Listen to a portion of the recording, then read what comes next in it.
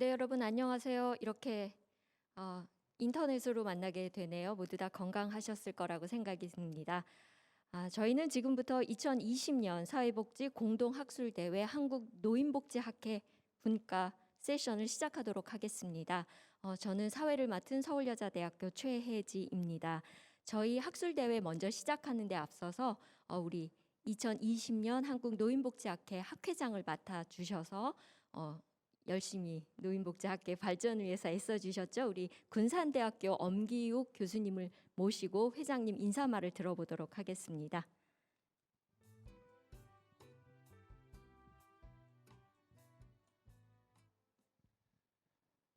네, 안녕하세요. 한국노인복지학회 회장을 맡고 있는 군산대학교의 엄기욱 교수입니다. 먼저 코로나19로 인해서 여러 학회원님들을 직접 대면에서 만나 뵙지 못하고 이렇게 비대면으로 학술 대회를 개최하게 돼서 못내 아쉽게 생각을 합니다. 코로나19로 인해서 기존에 경험해 보지 못했던 환경에서 일하고 계신 노인 돌봄 현장에 종사자들께서 굉장히 많은 어려움을 겪고 계실 거라고 생각을 합니다. 그런 가운데 새로운 환경 속에서도 이를 잘 극복하면서 일을 하고 계시긴 하지만 특히 이제 노인복지 현장이라고 하는 것이 이 굉장히 위험한 상황 속에서 노인 돌봄을 하고 계심으로 인해서 많은 어려움들이 있고 이것들을 극복하기 위한 노력을 하고는 있지만 우리가 이 새로운 환경 속에서 이것들을 어떻게 극복할 것인지에 대한 많은 고민을 할 수밖에 없는 그런 상황 속에 있습니다. 따라서 저희 노인복지학회에서는 오늘 새로운 환경에 적합한 노인 돌봄의 방향에 대해서 다시 한번 고민해보고 새로운 어떤 그 환경 속에서 우리가 이것들을 잘 극복해 나가기 위한 학술적 또는 실천적인 경험들을 공유하면서 이것들을 극복해 나가기 위한 노력들을 하는 것들이 매우 중요하다고 생각을 합니다. 그래서 오늘 이제 이런 가운데 주제 발표를 맡아주신 가천대학교의 유재원 교수님, 인천대학교의 전영호 교수님, 그리고 건강보험연구원의 유혜정 센터장님을 통해서 이런 새로운 패러다임에 적합한 이런 그 말씀들을 많이 들을 수 있는 기회가 제공되어지기를 기대하고 있습니다. 특히 이제 오늘 자장을 맡아주신 최혜지 교수님 그리고 토론자 여러분들께서 발표자 여러분들의 그런 내용들을 더욱더 보완하고 또 더 발전시킬 수 있는 그런 토론을 해주실 것이라고 생각을 합니다. 짧은 시간이지만 학회원 여러분들께서 오늘의 이 시간을 통해서 많은 것들을 얻어가실 수 있는 그런 기회가 되셨으면 하는 바람을 가지고 있습니다. 어느덧 학회장을 맡아서 2년이라고 하는 시간이 지났습니다. 그래서 제 임기는 오늘로써 이제 마치게 되는데요. 이제 차기 학회장님을 맡게 되시는 최혜지 교수님을 비롯해서 새로운 임원진께서 앞으로 노인복지학회의 발전을 위해서 많이 공헌해 주실 거라고 생각되고 또 학회원 여러분들께서도 많은 지지와 격려를 해주시기를 바라겠습니다. 지난 2년간 큰 과오 없이 이렇게 학회를 운영해 올 수 있었던 것은 학회임원 여러분들의 한 사람 한 사람께서 도와주셨기 때문에 가능한 일이었다고 생각을 하고 모든 여러분들께 감사드리고 특히 이사님들과 각 학회원 여러분들께 감사의 말씀을 드립니다. 예, 감사합니다. 네, 우리 군산대학교 엄기욱 회장님의 인사 말씀을 들으셨습니다. 저희는 오늘 뉴노멀 시대의 한국형 돌봄 뉴딜을 논하다라는 주제를 가지고 발제를 하고요. 또 굉장히 의미 있는 논의들이 이루어질 것으로 그렇게 기대가 됩니다. 모두 3편의 발표를 준비하고 있습니다. 3편의 발표를 맡아주실 우리 발제자와 토론자를 간략하게 소개해드리겠습니다. 먼저 첫 번째 발표를 맡아주신 유재원 가천대학교 교수님이십니다. 네, 그다음에 두 번째 발표는요. 인천대학교 전용호 교수님께서 발제해 주시겠습니다. 그리고 건강보험정책연구원에 계신 우리 유애정 위원님께서 세 번째 발표를 해주시겠습니다. 그리고 토론은 우리 김영선 교수님 아직 도착 못하셨고요. 남현주 교수님께서 또 토론해 주시겠습니다. 네, 그리고 우리 비정규 노동센터 정책연구위원이신 남우근 박사님께서 또 토론에 참여해 주시겠습니다. 네, 그러면 저희가 우선 세 편의 발표를 먼저 들은 다음에 그 발표에 대해서 또 토론자 각각이 토론을 맡으신 내용들을 중심으로 토론해 주시는 방식으로 세션을 진행하도록 하겠습니다. 그럼 먼저 우리 코로나19 이후 뉴 노멀 사회로의 노인 돌봄 대전환 과제를 주제로 유재언 교수님께서 발표해 주시겠습니다.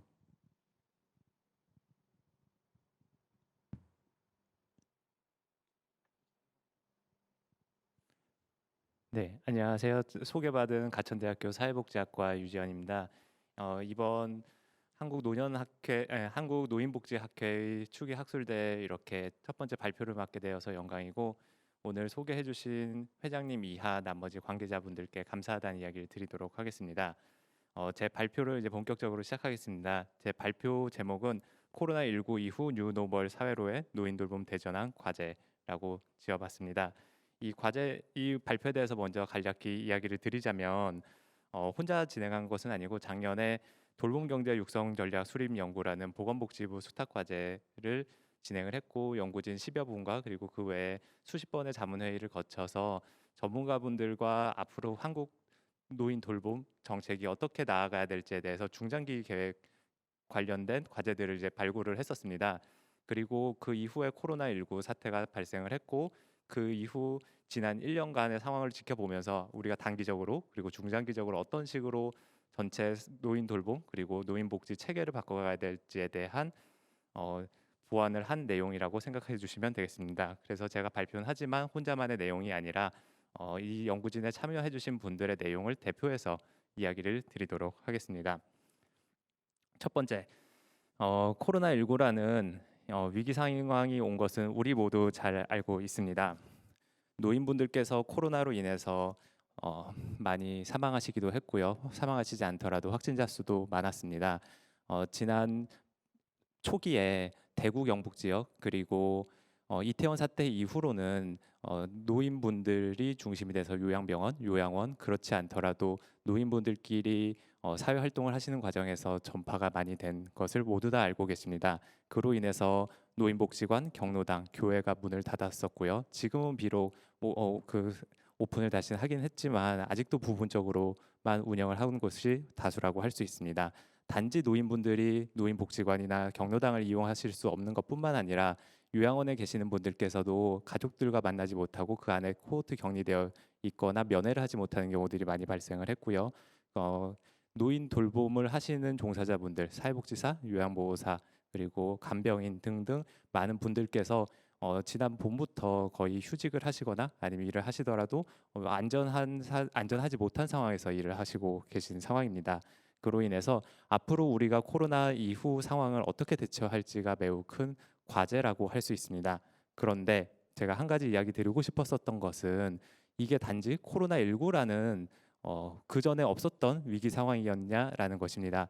제 얘기는 그렇지 않다는 것이고요. 바로 코로나19로 인해서 가속화되고 그리고 훨씬 더 심화된 것은 사실이지만 그 전부터 돌봄 위기는 우리에게 계속 다가오고 있었습니다. 잘 아시다시피 노인 인구가 급증을 하고 그리고 특히 노인 돌봄을 많이 필요로 하는 후기 노인분들이 매우 급격히 앞으로 늘어나는 것이 확정적인 상황이라고 할 수 있습니다. 그리고 이분들께서는 요양병원이나 요양원에 들어가시지 않더라도 지역사회에 거주하시는 기간에도 노인 맞춤형 돌봄 서비스라든지 그 외 다양한 일상생활 지원을 필요로 하시는 분들이 많이 있고요.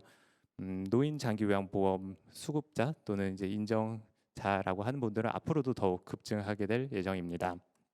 그렇게 봤을 때 우리가 그동안은 노인 장기요양보험 중심으로 서비스를 진행해 왔지만 앞으로는 주거 안에서 이제 지역사회 계속 거주하시는 분들에게 대한 다양한 서비스 그리고 제품 그리고 돌봄 인력들이 필요한 상황이 됐고요.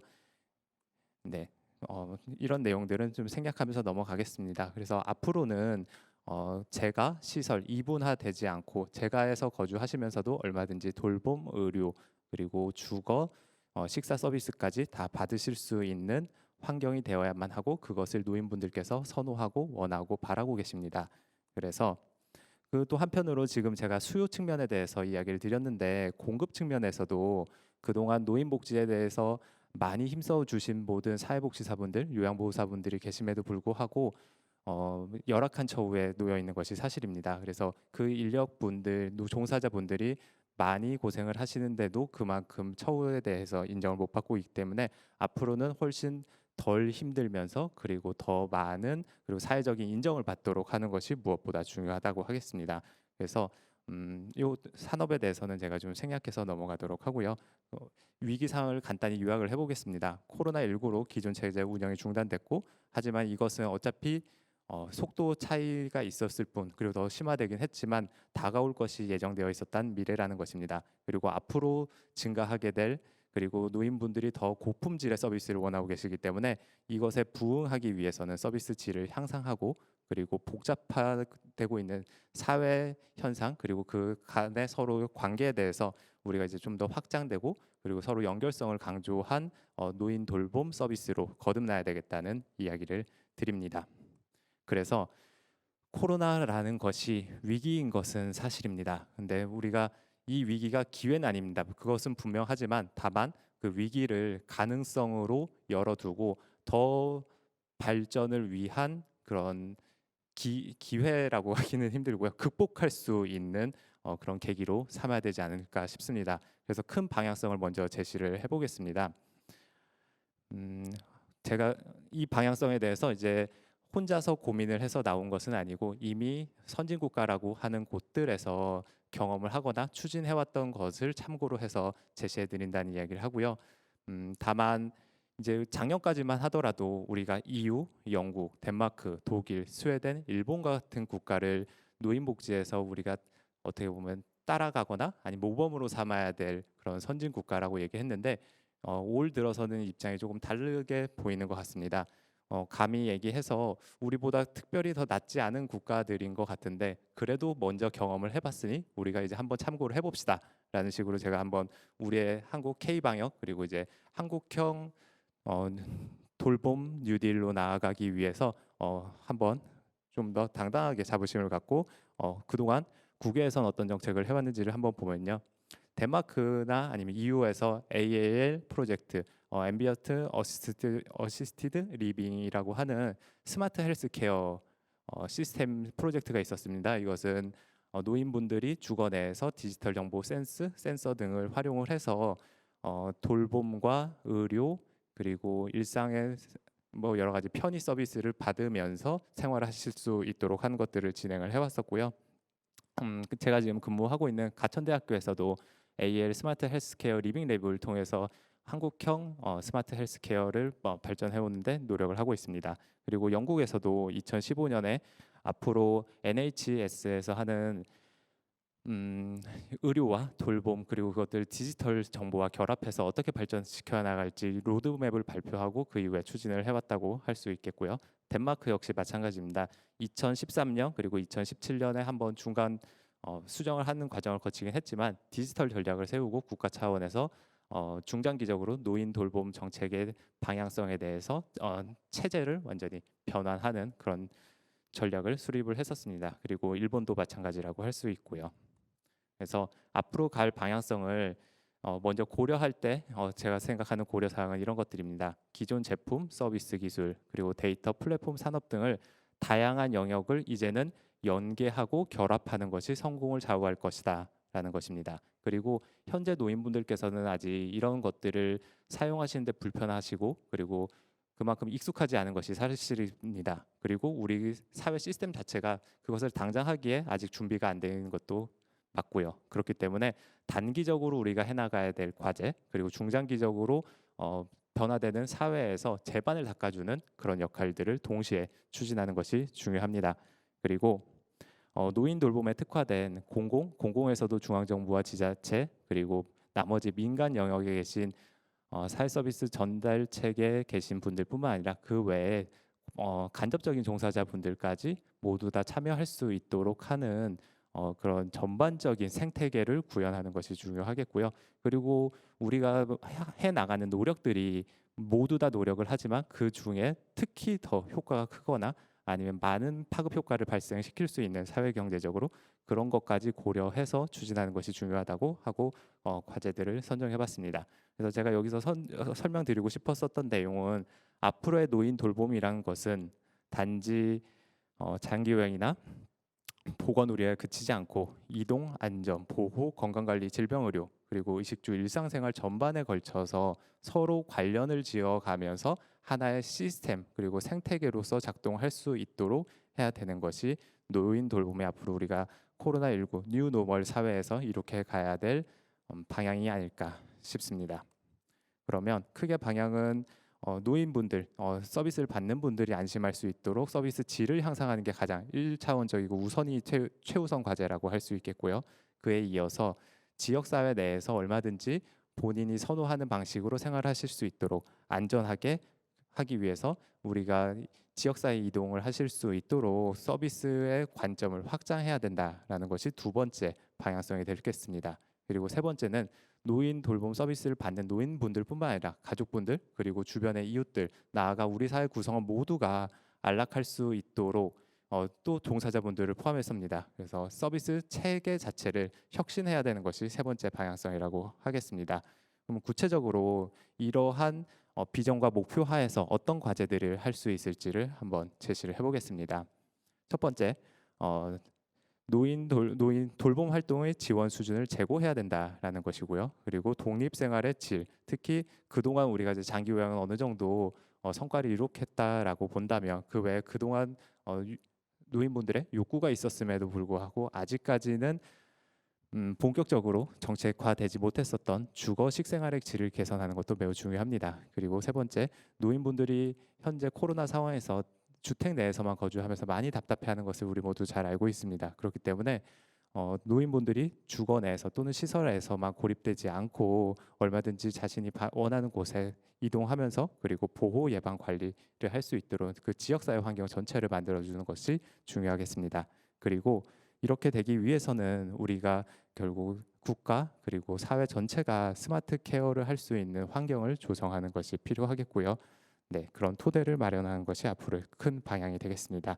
실천 과제들을 조금씩 구체적으로 하나씩 설명을 드리자면 돌봄 제품 서비스 효율화 및 고도화를 위해서는 적정 기술의 복지 연구, 우리가 장기요양보험에서만 그동안 복지 연구를 노인을 대상으로만 지원을 했다면 더 확장된 신체 탈부착하는 것을 넘어서 주택 내에 설치를 한다든지 센서라든지 그런 것들을 적극적으로 활용하는 것이 필요하겠고요. 다만 노인분들께서 이런 고급 기술을 활용하는 데는 아직까지는 익숙하지 않으시기 때문에 당장은 적정 기술 그리고 비용이 너무 많이 들어가지 않는 것들을 중심으로 하는 것이 중요하겠습니다. 그리고 재가 서비스 제도도 앞으로 더 개선을 해야 되겠고요. 최근에 보면 요양병원 그리고 요양원에서 그 안에 계신 분들끼리 감염이 확산되는 것을 아주 많이 접하게 됩니다. 즉 우리가 그전에 운영해왔었던 시설만으로는 더 이상 노인 돌봄 그 욕구를 완전히 해소하기 어렵다는 것이 너무 여실히 증명이 됐기 때문에 재가 서비스를 제도를 개선하는 것이 중요합니다. 그리고 고령시나 제품이나 맞춤형 서비스를 연계하고요. 그 외에 여기 있는 여러 가지 돌봄 기술을 활용한 의료 재활기기들을 활용하는 것이 중요하다라고 하겠습니다. 그리고 그동안은 돌봄 그 자체 어떻게 보면 목욕이라든지 아니면 일상생활 지원의 서비스에만 초점이 맞춰져 있었다면 이제는 그 노인분들께서 거주하시는 주택 내의 환경을 우리가 바꿔줄 필요가 있습니다. 그래서 설계 단계부터 설계하고 건축할 때부터 노인분이 살아가시기 편안한 유니버셜 디자인이라든지 베리어 프리한 환경을 주택을 공급하고요. 그 안에 계신 분들께서 살아가시기에 편안한 서비스를 결합하는 형태 그리고 단지 주택뿐만 아니라 그 주변에 노인복지관이나 아니면 다양한 생활시설까지 인접한 곳도 인접하게 놓일 수 있도록 하는 것이 필요하겠습니다. 그리고 아마 많은 분들께서 지금 코로나 이후에 제일 불편해하시는 게 식사 서비스입니다. 식사 우리가 장을 보기도 불편하고요. 그리고 어딘가에 가서 식당에서 알 수 없는 익명의 사람들과 같이 식사하는 그거 자체를 불편해합니다. 이것은 노인분들도 마찬가지입니다. 노인분들이 단지 이런 코로나 때문이 아니라 섭식에서도 불편함이 발생을 할 것이고 그렇기 때문에 더 건강한 생활을 하실 수 있도록 고령치나 식품과 서비스를 발전시켜 드리는 것이 매우 필요하다고 할 수 있습니다. 그리고 아까 거듭해서 얘기 드린 것처럼 이동 지원 서비스도 우리가 고도할 필요가 있겠고요. 그 외에 다양한 기반이 되는 연구 개발 데이터 가치를 확산하고 그리고 토대를 마련하는 것이 중요하겠습니다. 마지막으로 한 가지만 더 강조해서 이야기를 드리고 싶은 것은 노인분들 서비스를 받는 분들의 역량을 향상할 수 있는 교육이나 안내, 홍보도 중요하겠고요. 또 한편으로는 전문 인력 분들을 우리가 양성할 수 있는 그런 교육 체계도 개혁해야 할 것입니다. 그 외에 여기서 이야기를 드리고 싶었었던 것은 돌봄이라고 한다면 조금 전까지는 제가 장기 요양이나 의료 중심으로 주로 이야기를 드렸지만 더 나아가서는 여가와 대인관계 영역도 매우 중요합니다. 그래서 구체적으로 이런 정책들을 노후 준비 차원에서 현재 노인분들뿐만 아니라 그리고 앞으로 우리 사회 구성원들 중에서 노년기에 접어들 중고요양자들이 여가와 대인관계 측면에서도 이런 과제들을 할 수 있을 것 같고요. 그리고 빅데이터와 신기술 접목에 대해서는 오늘 토론해 주실 분들께서 또 전문적으로 말씀해 주실 분들이 충분히 계시기 때문에 제 발표는 여기서 마무리하도록 하겠습니다. 끝까지 경청해 주셔서 감사합니다. 네, 유재현 교수님 감사드립니다. 광의의 노인 돌봄 생태계에 대해서 제안을 해주셨고요. 그리고 구체적으로 영역별로 또 이와 같은 변화를 만들기 위해서 어떤 추진 과제들을 우리가 염두에 두어야 되는지에 대해서 정리를 해주셨습니다. 다음은 두 번째 발표를 하겠습니다. 우리 인천대학교 전영호 교수님께서 돌봄 체계의 변화, 장기 요양 보험과 커뮤니티 케어의 연계를 주제로 발표해 주시겠습니다. 네, 소개받은 인천대학교 사회복지학과의 전영호입니다. 제가 이번에 발표할 거는 노인장기요양보험과 커뮤니티 케어, 지역사회 통합 돌봄을 어떤 식으로 발전시키는 것이 바람직한지 그러한 것들에 대해서 발표를 하겠습니다. 기본적으로 이제 제가 오늘 이 시간에 발표하고자 한 내용은 노인장기요양보험이라는 것이 앞에서 유전 교수님께서도 말씀해 주신 것처럼 노인돌봄에 있어서 가장 중요한 제도 중에 하나인데 이것을 어떻게 커뮤니티 케어, 지역사회 통합 돌봄의 취지에 맞게 개편을 할 것인가에 대한 논의가 상대적으로 부족한 것 같습니다. 그래서 그러한 내용들에 대해서 최대한 빨리 발표하도록 하겠습니다. 지역사회 통합 돌봄이 어떤 것인지에 대해서는 잘 아시니까 제가 시간상 넘어가고요. 잘 아시는 것처럼 정부가 2018년 이제 이러한 종합 로드맵을 발표를 했죠. 자료가 공유가 나오나요? 지금 PPT가? 네. 그래서 중앙정부에서 여러 가지 핵심 사업들을 제시를 했죠. 그래서 여러 가지 주거 지원 서비스랄지 여러 가지 사업들에 대해서 확보를 하고 방문 건강 재가 서비스, 재가 장교양 및 돌봄 서비스 이런 것들을 확충을 한다라고 계획을 발표를 했었습니다. 특히 이제 장교양보험 제도와 관련해서 정부가 노인들을 위한 지역사회 통합 돌봄의 중요한 사업의 내용으로는 재가의 장교양 서비스라고 장교양과 돌봄 서비스를 확대하겠다라고 해서 아까 이제 발표하신 것처럼 식사나 이동, 돌봄 안부 확인 등 이런 것들을 서비스를 확대하고 또한 이제 서비스를 이용할 수 있는 대상자인 노인들을 확대하겠다라는 것들을 주로 이야기를 많이 했었습니다. 그래서 이제 잘 아시는 것처럼 이 노인돌봄에서 장기요양보험 제도는 특히 이제 사회적인 돌봄의 측면에 있어서 가장 큰 제도이고 현재 9.1%의 노인이 이용하고 계시며 연간 장기요양보험의 사업이 8조 5천억 정도의 급여가 상당히 쓰여지고 있는 큰 예산의 보편적인 제도라고 할 수가 있습니다.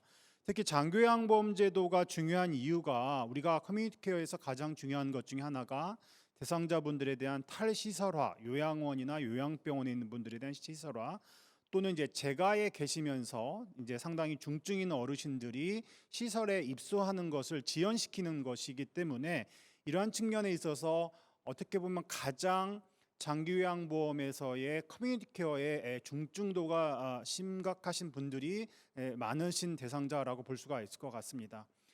그래서 이제 잘 아시는 것처럼 이 장기요양보험 제도를 운영하고 있는 국민건강보험공단은 사실은 장기요양뿐만 아니라 국민건강보험과 관련된 엄청난 이용자에 대한 데이터 베이스를 가지고 있고 이러한 측면에 있어서 정부의 어떤 독점적인 이러한 접근 권한을 갖고 있지요. 그래서 이제 이러한 것들이 사실은 기본적으로 통합돌봄의 대상자, 커뮤니티케어의 대상자를 발굴하고 서비스를 제공하는 데 있어서 기본적인 인프라라고 할 수가 있습니다.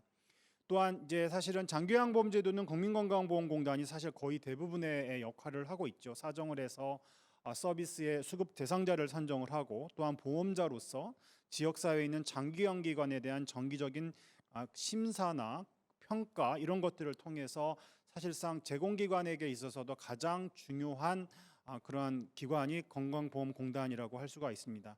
그래서 이러한 전반적인 상황을 감안을 할 적에 우리가 이제 지역사회 통합돌봄이라는 것을 기존의 노인 돌봄 체계와의 어떤 별도의 어떤 새로운 것들로만 생각하는 경향이 있는데, 저는 그것이 아니라 기존의 노인장기요양보험 제도나 노인 맞춤돌봄 서비스 같은 이런 제도들을 잘 개선을 해서 여기에다가 어떻게 장기요양보험과 맞춤돌봄 서비스에서 커뮤니티 케어의 취지에 맞게 제도를 개편할 것인가에 대한 것을 우리가 적극적으로 고민해야 될 것이고, 결국에는 그러한 기존 제도를 통해서 커뮤니티 케어를 실현할 것이기 때문에 이런 것이 중요하다라고 볼 수 있을 것 같습니다.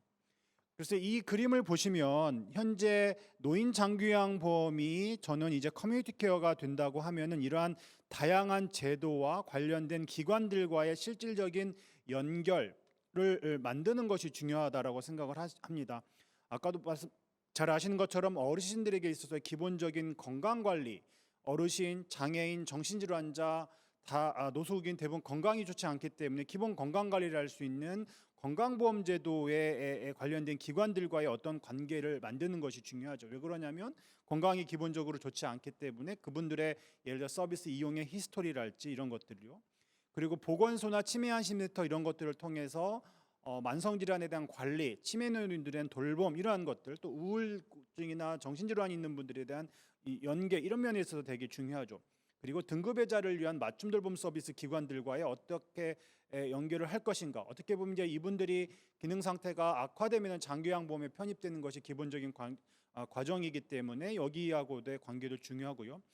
잘 아시는 것처럼 노인들을 향한 여러 가지 학대 문제가 많이 증가를 하고 있고, 특히 최근에는 이제 자기방임이라는 문제도 매우 심각하게 발생을 하고 있으며, 노인 부부 가구가 이제 50% 정도를 차지하면서 앞으로 더 늘어날 것인데요. 이러한 케어에 대한 부담으로 인한 여러 가지 형태의 학대가 발생할 것으로 보이기 때문에 노인보호 전문기관과의 역할도 중요하다고 볼 수가 있습니다. 아울러서 서울시 지자체에서 자체적으로 많은 보건복지 인프라, 지자체 역할, 특히 커뮤니티 케어는 잘 아시는 것처럼 각 지방정부가 지역의 고유한 여건과 상황에 따라서 수요와 공급 그리고 여러 가지 사업들을 계획하고 실행해야 되기 때문에 이러한 여러 가지 측면들에 있어서 커뮤니티 케어를 잘 하려면은 장기요양보험이 이러한 기관들과의 적절한 관계 설정, 역할의 분납 이런 것들이 중요할 것으로 보입니다. 이제 우리가 커뮤니티 케어가 제가 이제 여러 가지 뭐 위원회나 학회 활동이나 이런 것들을 보면서 나타나고 있는 전반적인 특징을 보면은 사실은 되게 여러 가지 긍정적인 변화가 있다라는 것을 먼저 말씀을 드리고 싶고요. 저는 그래서 이제 커뮤니티 케어는 우리가 당장 뭐 1, 2년에 갈 것이 아니라 우리 노인복지가 궁극적으로 가야 될 중장기적인 패러다임의 변화다라고 생각을 하고 있습니다. 그런데 이 커뮤니티 케어 정책을 만드는 과정 속에서의 장기요양보험제도는 매우 제한적으로 정책이 만들어졌다라고 생각을 하고 있습니다. 기본적으로 장기요양보험의 대상자와 서비스 종류를 확대하겠다라는 것이 현재 커뮤니티 케어에서의 장기요양보험제도를 하고 있는데, 이건 사실은 그렇게 커뮤니티 케어적인 내용들을 과연 충분히 담았냐라고 보면 그렇지 않다라고 봅니다. 아까 제가 말씀드린 것처럼 과연 지역과 어떻게 연결할 것인가, 기존의 아까 소개드린 제도들과 어떻게 브릿지를 놓을 것인가, 관계 설정을 할 것인가, 그런 것들에 대한 구조적인 것들은 아직도 전혀 제시되지 못한 상태다라고 보고 있습니다. 실제 이제 이러한 문제가 발생한 이유가 커뮤니티 케어가 사실은 보건복지부 내에서도 복지정책실 주도로 추진되다 보니까 사실은 인구정책실이 그 노인장기요양보험제도나 맞춤돌봄 서비스나 이런 것들, 그리고 보건의료정책실이 1, 2, 3차 의료 여러 가지 이런 건강보험 이런 것들과의 연관이 되어 있는데, 사실은 초기부터 그러한 전체 보건복지부를 아우를 수 있는 컨트롤 타워로서의 거버넌스를 갖고 있지 못하고 있다라는 그런 문제를 갖고 있습니다. 그러다 보니까 사실 이제 선도 사업에서도 이제 지역에서 나타나는 의견들은 사업들이 매우 등급회자 중심으로 되어 있고 오히려 장기양보험 대상자가 좀 배제되어 있는 그런 문제점들이 현실적으로 나타나고 있습니다. 아까 말씀드린 것처럼 커뮤니티 케어에서 가장 급여나 타겟팅이 되어야 할 대상 중에 하나가 장기요양보험의 중증 어르신들임에도 불구하고 현실적으로는 그분들이 사업의 대상자에서 소외가 되고 있는 그러한 안타까운 모습들이 보여지고 있는 것이 현재의 일반적인 상황이 아닐까. 물론 이건 좀 더 연구가 필요한 부분이지만 제가 보기에는 좀 그런 경향성들이 일부 나타나는 것 같습니다. 그래서 이제 제가 오늘 좀 말씀드리고자 하는 것은 장기요양보험을 어떻게 개편할 것인가에 대해서 현재 상황을 좀 더 진단을 하고 그리고 어떠한 식으로 개편을 할 것인가에 대한 말씀을 올리겠습니다. 저는 이제 가장 중요한 것 중에 하나가 이용자 중집성이라는 가치에 대해서 말씀을 드리고 싶습니다. 결국에는 우리가 어르신들과 우리 집과 지역 사회에서 인간답게 살 수 있는 적절한 돌봄을 서비스를 받으면서 독립적으로 살아갈 수 있도록 하는 것이기 때문에 우리가 커뮤니티 케어를 추진하는 과정 속에서 이러한 이용자의 육구 충족을 가장 중요하게 고려하는 것이 필요하다라고 보입니다. 또한 이제 커뮤니티 케어를 추진하면서도 중요한 세 가지의 원칙들, 이 원칙은 사실은 뭐 대상자가 꼭 노인에게만 국한될 필요가 없고 뭡니까 그 커뮤니티 케어 전반을 아우를 적에 우리가 통합성과 적절성과 포괄성 이러한 원칙들을 우리가 반드시 견지하면서 커뮤니티 케어를 추진해야 된다라고 생각을 합니다. 이 통합성의 원칙은 여기에 좀 더 설명을 드린 것처럼 장기요양 노인의 욕구를 충족할 수 있도록 지역사회 여러 재가와 또는 지역사회에 있는 여러 가지 서비스 제공기관들이 서로 연계, 조정, 통합되어서 통합적으로 대상자들에게 한꺼번에 여러 가지 서비스를 제공하는 원칙들을 견제하는 것이 중요하다라고 보고 있고, 근데 그렇게 하기 위해서 서구에서는 잘 아시는 것처럼 보건의료하고 복지주거 이런 다양한 제도의 전반적인 것 자체를 서로 연결하는 그런 노력들을 많이 하고 있는 걸로 아실 있으실 겁니다. 그리고 이제 그러한 연계와 조정, 통합에 대한 개념들은 이렇게 차이가 있다는 것. 그래서 우리가 지역사회 통합돌봄이라고 해서 통합이라는 것을 매우 쉽게 말하지만 사실은 통합 내에서도 연계와 조정과 통합은 통합의 수준과 내용이 상당히 다르고 그거에 따라서 기관들의 역할 또는 어떤 제도의 재정과 전달 체계와 이런 면에서 큰 변화가 있습니다. 그러한 측면에 있어서 이제 서구에서는 매우 강력한 통합들을 30년 전부터 오랜 전부터 실시하고 있었다라고 볼 수가 있습니다. 적합성의 원칙은 여러 가지의 형태로 개념 정의가 될 수가 있는데 제가 보기에는 적합성 또는 충분성 뭐 이렇게 얘기를 할 수 있을 것 같은데요. 서비스의 급여량, 특히 이제 커뮤니티의 중요한 것 중에 하나가 제가 서비스의 급여량이나 이런 품질이 적절해야 된다라는 것입니다. 만약에 서비스의 급여량이나 퀄리티가 좋지 않으면 오히려 커뮤니티 케어라는 이유로 어르신들을 집과 지역 사회에 있으면서 적절하게 돌봄하지 못하면서 고립시키거나 또는 일정한 방임의 상태에 처할 수 있기 때문에 우리가 이러한 것들을 개선하는 것이 매우 중요하다고 보입니다. 또한 커뮤니티 케어는 잘 아시는 것처럼 공식적인 서비스뿐만 아니라 여러 가지 지역 사회의 비공식적인 자원, 인포멀 케어로 이런 것들에 대한 통합적인 제공을 그런 것들도 급여로서 일정 부분 활용할 수 있는 여지가 많이 있습니다. 특히 잘 아시는 것처럼 커뮤니티 케어라는 것이 지역의 주민들의 참여를 상당히 독려하는 것이 서구의 어떤 그런 특징이라는 것을 감안할 적에 이웃이나 자원봉사자들이나 이런 분들과 어떻게 결합을 할 수 있을 것인가에 대한 내용들에 대해서도 고려할 필요가 있을 것 같습니다. 그래서 이러한 급여량과 서비스의 품질 이러한 측면에 있어서 우리가 적합한 그러한 서비스가 되어야 되고요. 포괄성의 원칙은 아까 앞에서도 발표를 해주신 것처럼 다양한 종류의 서비스가 이렇게 제공되는 것이 중요하다고 볼 수가 있습니다. 그래서 이제 그러한 여러 가지의 현실을 감안해서 현재 우리의 상황은 어떠한가? 이제 노인장기요양보험을 주로 이제 분석을 했는데요. 약간 영역의 범위가 조금 넘어갈 수도 있습니다. 첫 번째, 저는 커뮤니티 케어의 가장 중요한 핵심적인 특징은 바로 통합성이라고 생각을 합니다. 지역의 여러 관련 기관들이 서로 협조하고 연계, 조정, 통합할 수 있는 것들이 되어야 되는데 제가 본 분석 결과는 사실 일부의 지자체에서 부분적으로 파편적으로 시도가 되어 있곤 하지만 우리나라에서는 정말 국가적인 차원에서 시범 사업 이런 것들이 일부 있었지만 제대로 한 번도 걸어가지 않은 길이라고 저는 생각을 하고 있습니다.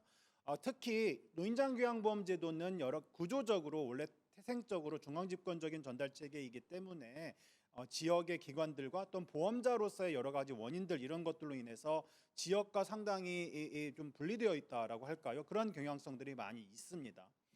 그래서 이제 이러한 기본적인 중앙집권적인 전달 체계인데 이것을 어떻게 지역 커뮤니티의 취지에 맞게 지역의 기관들과 연결할 수 있을 것인가?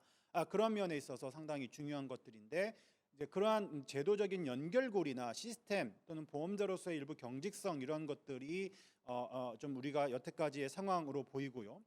두 번째는 아까도 말씀드린 것처럼 정보 데이터라는 것이 상당히 중요합니다. 우리 선도 사업을 아까 실시하면서도 말씀을 하신 것처럼 과연 대상자의 과거에 어떠한 만성 질환을 얼마나 이용을 했으며 건강보험 데이터가 필요하겠죠. 예를 들어서 장기요양보험의 등급인데 이분의 표준 이용 계획서가 어떤 내용으로 구성되어 있는가, 어떤 부분의 욕구가 결핍되어 있는가라는 것들의 내용들이 있어야 되는데 이제 그러한 것들에 대한 여러 가지 데이터가 지금 지자체나 이런 데하고 전혀 결합되어 있지 않다라고 볼 수가 있습니다. 그래서 이제 그러한 것들에 대해서 우리가 좀 더 근본적인 문제의식을 가져야 되고 그러한 기본적인 데이터들이 좀 공유가 되어야 되지 않을까 일정 부분. 세 번째는 사실은 이제 통합성에서 가장 중요한 것 중에 하나는 지역의 케어 매니저라는 사람들이 현장을 누비고 다니면서 이용자의 입장에서 바람직한 여러 가지의 서비스 어세스먼트를 바탕으로 한 케어 플랜을 짜고 그것들을 지역에 실질적으로 욕구와 연결해주는 그런 역할을 하는데 잘 아시는 것처럼 우리나라는 케어 매니지먼트 시스템이 부재하기 때문에 지역 단위에서 이용자와 보호자와 제공기관과 이런 사람들 간의 실질적인 연결할 수 있는 시스템이 부족하다라고 볼 수가 있기 때문에 이것 또한 현재의 제도적인 장애물이라고 볼 수가 있습니다. 적절성은 아까 제가 말씀드린 것처럼 서비스에 대한 질과 급여량이라고 볼 수가 있는데 전반적으로 장기요양기관에 대한 평가의 결과를 잠깐 좀 재가장교양기관의 평가를 잠깐 보면은 전체 재가장교양기관이 3년 만에 평가를 받죠. 정기적인 품질 평가를 받는데 약 15%, 약 1,000개 정도가 재가기관이 평가를 받고 있지 않고 그 이유는 여기에 표에 있는 것처럼 수급자가 3인 이하의 미만 영세한 기관이거나 폐업하거나 행정처분의 상황이 되고 있습니다. 네, 시간이 빨리 하라고 합니다. 그래서 서비스의 품질, 제가 서비스의 품질은 그래도 과거보다는 개선되고 있지만 여러 가지 서비스의 품질이 좀 떨어지고요. 그리고 서비스의 급여량이라는 측면에 있어서 중증도가 심한 어르신들에게 과연 하루에 3시간 또는 4시간으로 하는 것이 부족하다라고 생각하고 있고 서비스의 제공 방식도 획일적으로 한 번만 하는 것보다는 이용자 입장에서는 하루에 2끼 식사를 차려주는 다빈도 방문도 이루어지면 좋지 않을까라고 생각을 하고 있습니다. 포괄성은 아까도 말씀드린 것처럼 여러 가지 서비스가 다양하게 돼야 되는데 그렇지 못하고 있고 특히 지나치게 사회적인 돌봄 중심으로 해서 방문 간호나 이런 것들은 재가 서비스의 불과 0.5%밖에 되지 않은 심각한 상황입니다. 그래서 어떤 식으로 개선을 하냐 간단하게 말씀을 드리겠습니다. 통합성이라는 측면에 있어서는 장기요양보험만을 가지고 그림을 그려서는 안 되고요. 보건의료, 복지, 주거 이런 전체적인 것들의 역할과 기능을 어떻게 할 것인가에 대한 청사진이 정말 각 분야의 영역들이 청사진들을 같이 만들어야 되고 그 안에서 노인장기요양보험을 건강보험이나 맞돌이나 여러 가지 제도들과의 관계 속에서 어떻게 자리매김할 것인가에 대한 근본적인 그런 그림이 필요하고 특히 오랜 기간 동안 중앙 집권적이고 경직적인 그러한 시스템을 어떻게 지역과 결합할 것인가에 대한 여러 가지 혁신적인 방안들이 만들어져야 될 것 같습니다. 그리고 그 외에 여러 가지 연계 조정 통합의 내용들을 보시면 될 것 같고요. 적절성도 아까 말씀드린 것처럼 이러한 품질 개선과 제공 방식의 다각화, 특히 이제 요즘 코로나19 상태로 되어서 제가 최근에 이제 관심 갖고 있는 것은 셀프케어를 할 수 있도록 지원하는 것이 셀프 매니지먼트 서포트라는 것이 서구에서는 많이 하고 있는데 이런 서비스들을 통해서 이러한 상당히 오랫동안 서비스를 이용하지 못한 사람들을 체계적으로 지원할 수 있는 것들을 만들어야 된다. 그리고 통합재가 서비스 같은 것들도 우리가 적극적으로 통합재가 서비스를 도입을 해서 건강보험공단에 우리 유혜정 박사님이 오래 하시는 연구인데 그러한 것들을 적극적으로 제도화하는 것이 시급하다라고 보여집니다. 마지막으로 여러 가지 포괄적인 서비스, 특히 재가의 간호, 재가의 재활 서비스, 단기 보호 서비스 이러한 것들을 활성화시키는 것이 매우 시급한데 생각보다 정부가 이런 것들에 대해서 관심을 갖고 있지 않아서 상당히 우려스러운 게 현실입니다. 예, 이상입니다. 네, 감사합니다. 우리 전용호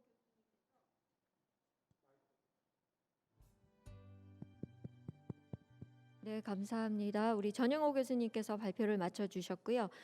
일종의 뭐라 그럴까요? 장기 요양이 굉장히 다른 그런 돌봄 체계하고 통합되어야 됨에도 불구하고 제도적으로나 또는 지역사회로부터 일종의 섬과 같이 존재하는 그런 고립적 방식에 대한 문제 제기를 해주셨고 그래서 장기 요양을 이제 포괄성, 통합성, 적정성 면에서 평가해 주시고 이런 것들을 높이기 위해서 어떤 대책들이 필요한가에 대해서 구체적인 제안들을 주셨습니다. 다음은 세 번째 발표입니다. 우리 유혜정 박사님께서 돌봄 노동의 가치와 산업 인력군의 양적 질적 향상을 주제로 발표해 주시겠습니다.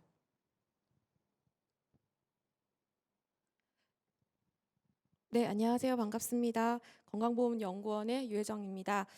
네, 오늘 제가 말씀드릴 내용은 노인 대상 돌봄 노동의 가치와 양적 질적 수준이라고 하는 주제를 주셨는데 결국에는 돌봄 뉴딜이라고 하는 측면에 있어서 결국에는 돌봄 노동을 앞으로 어떤 방식으로 우리가 사회적으로 가치를 높이고 그 인력들을 우리의 중요한 이런 서비스 담당 인력으로서 같이 성장해 나갈 수 있을 것인가에 대한 근본적인 검토와 좀 장기적인 좀 검토 과제가 필요하다라고 하는 측면에서 좀 큰 틀에서 말씀을 드리려고 합니다.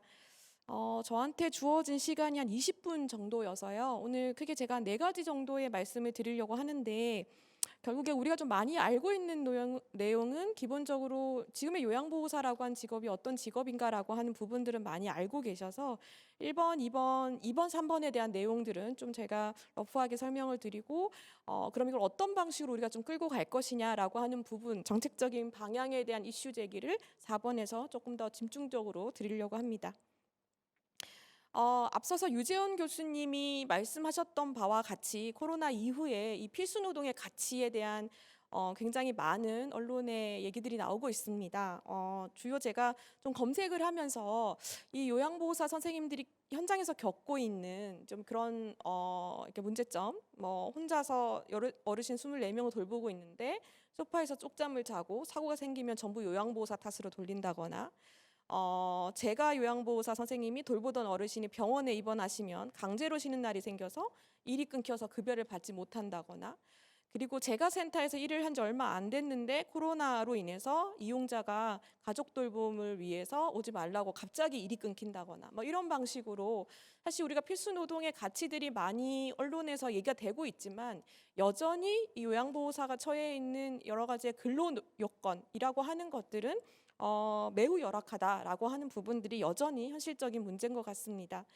하지만 조금 우리가 좀 기대를 걸 만한 거는 최근에 서울시 성동구라든가 남양주시라든가 기초지자체 차원에서 이런 필수 노동자를 보호하고 지원하기 위한 조례가 별도로 제정을 된다거나 이런 일부 요양보호사 인력에 대한 처우 개선에 지자체 차원의 노력을 많이 강조하는 결국에는 이 요양의 문제, 노인 복지의 일부의 문제가 아니라 이제는 지자체가 좀 더 고민을 하고 함께 나가기 위한 인식을 좀 전환하는 그런 기대들은 좀 해볼 수 있지 않을까. 그러면서도 여전히 남아있는 돌봄 노동자가 그 돌봄 노동이라고 하는 것이 근본적으로 우리 사회에서 좋은 직업인가라고 하는 부분, 결국에는 보수 수준과 안정적 일자리, 경력 인정 등의 그 기반이 갖춰져야지만 사실상 좋은 직업으로 자리 잡을 수 있는데 이것들을 해결하기 위해서는 조금 넘어야 될 산들이 많이 남아 있다.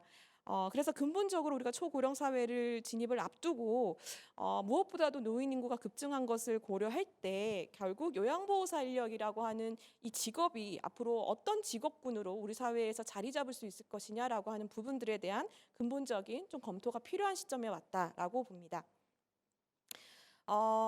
이론적으로 돌봄 노동이 무엇이냐라고 하는 이제 얘기들이 많이 나옵니다. 그래서 어차피 돌봄이라고 한 용어가 사실은 정성을 기울여 보호한다, 뭐 이런 느낌으로 뭐 보호한다, 뭐 이런 느낌으로 좀 얘기가 많이 되고 있고, 이것들을 감정 노동이라고 얘기를 하기도 하고 비물질 노동이라고 얘기를 합니다. 근본적으로 사적이고 감정적인 측면이 강한 노동이다라고 하는 기본적인 개념 정의들이 지금 우리의 돌봄에 관련한 이슈들이 되어 있는데요. 근데 이런 부분들이 결국에 돌봄 노동의 사회화라고 하는 측면에서 돌봄으로부터 해방될 권리의 탈가족화 전략들이 나오면서 특히 최근 방금 이 전용호 교수님께서 말씀해 주셨던 지역사회 통합 돌봄, 커뮤니티 케어라고 하는 얘기가 나오면서 탈가족화, 뭐 이런 탈시설화, 탈가족화 얘기가 나오면서 사실 돌봄 노동에 관련한 여러 가지 이슈의 부분들이 다시 한번 좀 논의가 되고 있지 않나라고 생각이 들고, 돌봄을 할 수 있도록 시간을 가질 권리, 돌봄을 받을 권리, 돌보는 자의 권리라고 하는 이 네 가지의 측면에서 결국엔 돌봄 노동의 사회화를 지향하는 측면에서 이 네 가지의 측면에서의 좀 근본적인 여러 방법의 차원의 검토가 필요하다라고 하는 내용들이 이미 이론적으로 많이 검토가 됐었습니다. 그러면서 돌봄 노동이 갖고 있는 특징을 관계적 노동, 감정 노동, 그리고 누구나 할 수 있는 단순 노동이 아니다라고 하는 근본적인 개념을 특성을 정의하면서 이 돌봄 노동이 결국에는 감정 노동이라고 하는 측면을 갖고 있지만 결국에 사회화의 과정 안에서 전문적인 직업군의 하나로서 자리를 잡아야 한다라고 하는 논의들이 지금까지 많이 이루어져 왔습니다. 그러한 여러 가지의 돌봄에 관련한 이슈들의 얘기가 나오면서 사실상 우리가 이 요양보호사라고 하는 직업이 2008년 장교양보험제도 도입으로 등장을 하게 됐는데요. 사실상 그 제도 도입 이전에 가정봉사원 파견 사업이라고 하는 게 노인복지 사업의 규도로 있으면서 사실상 그 파견 사업의 연장선상에서 무급의 유급화라고 하는 정의로 사실은 이 제도적 전환이 이루어지지 않았나라는 생각이 듭니다. 그러면서 사실상 요양보호사가 제도 초입부터 뭐 여러 가지의 우리의 제도적 한계가 있었지만 결국에는 10여 년이 지난 지금 취약계층 노인, 그러니까 돌봄이 필요한 노인에 대한 가사 지원을 하는 인력으로 거의 전면적인 이미지가 구축되어 버린.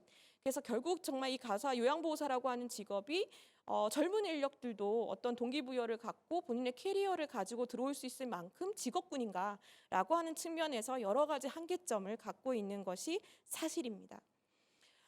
그렇다면 요양보호사라고 하는 직업군에 대한 정의가 어떻게 내려져 있냐라고 하는 거를 좀 제도적으로도 좀 검토를 좀 해볼 필요가 있는데, 사실 노인장기 요양법에서 장기요양 요원이라고 하는 측면에서 요양보호사를 얘기를 하지만 요원의 범위에서 장기요양 얘기를 하고 노인복지법에서 요양보호사 얘기를 할 뿐, 요양보호사가 근본적으로 어떤 자격을 가지고 전문 인력으로서의 전문가로서의 그리고 전문 직업군으로서의 가치를 존중받을 만큼의 직업군으로서의 제도적 범위 안에서의 인정도 사실상 좀 많이 미흡하지 않나라고 하는 부분을 볼 수 있고, 사실상 요양보호사의 처우 수준도 급여 비용 산정 방법 고시에 사실상 인건비 비율을 이제 맞춘다거나 그리고 최저임금을 고려해서 임금을 지급해야 된다라고 하는 부분들의 수준에서 사실 처우 수준을 간단하게 정리를 하고 있어서 근본적으로 이 제도권에서 돌봄 인력, 돌봄 노동에 대해서 이것들을 어떻게 공식적으로 가져갈 것이냐라고 하는 부분들이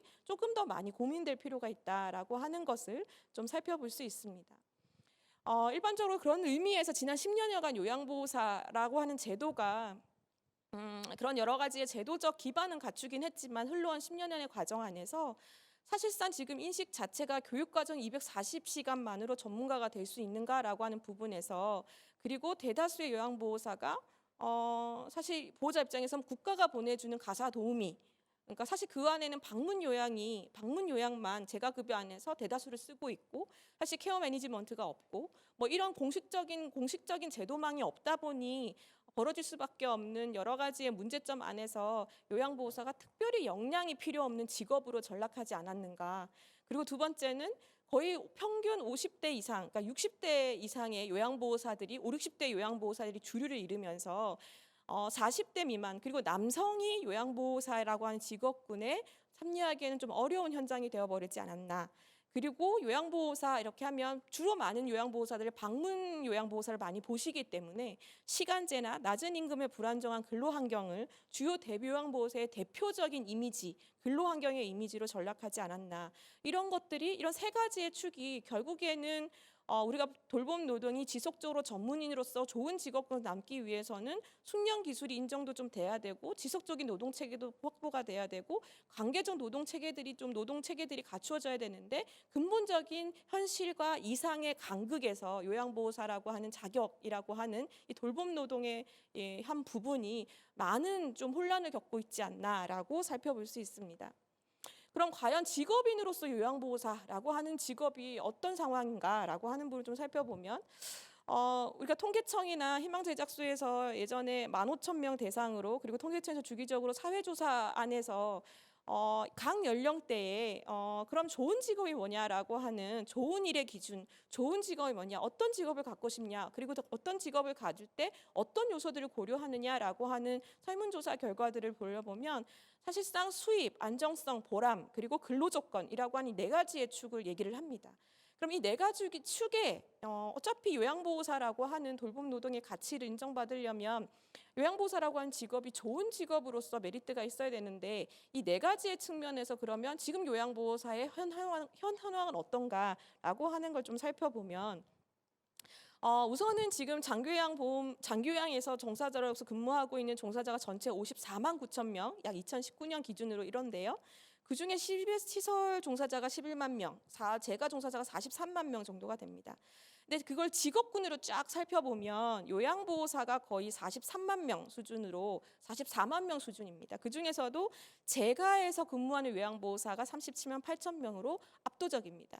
그러니까 전체적인 요양보호사, 그러니까 전체적인 장교양 인력 중에서도 재가에 종사하는 요양보호사의 비율이 압도적이기 때문에 결국에는 지금 앞으로의 우리가 시설에 근무하는 요양보호사도 근본적으로 좀 많이 살펴봐야 하지만 재가에 있는 이 요양보호사들도 앞으로 어떤 방식으로 끌고 갈 거냐, 그리고 우리가 어쨌든 에이징 인플레이스, 에이징 커뮤니티라고 얘기를 할 때 재가에서 활동하는 요양보호사들의 현황들을 좀 더 많이 근본적으로 좀 살펴봐야 된다라고 하는 부분들은 이제 살펴볼 수 있을 것 같습니다. 그리고 근본적으로 요양보호사 수가 근본적으로 계속 증가하고 있기는 하지만 이 인력이 향후에도 계속 증가할 것이냐라고 하는 부분들은 좀 살펴봐야 할 것 같고요. 아까 말씀드린 것처럼 5, 60대 요양보호사, 고령층의 요양보호사들이 주류를 이루고 있고 사실상 장교양보험제도 10여 년 전에 시작할 때 40대 후반, 50대 초반에 우리 어머님들의 요양보호사 선생님들께서 10여 년에 근무하시면서 5, 60대로 오셨고 그렇기면 앞으로의 초고령 사회 대비를 하기 위해서는 지금 현재의 40대 후반의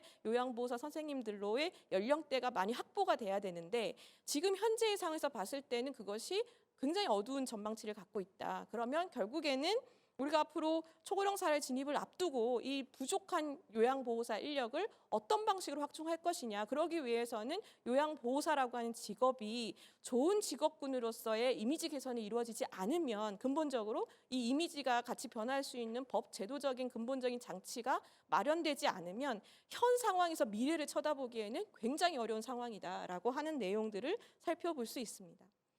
아까 말씀드린 네 가지의 여건들이 좋은 직업군으로서 선택받을 수 있는 요소인데 임금 수준을 보시면 사회 서비스의 업보다도 약 시설 요양보호사 수준으로만 따져봐도 70% 수준에 불과합니다. 그럼 재가 요양보호사가 시급제라고 하는 걸 감안하면 이것보다 더 낮은 수준. 그러면 임금 수준만으로 그들의 생활 보수가 가능할 수 있느냐라고 하는 부분에 있어서 한계점을 갖고 있다.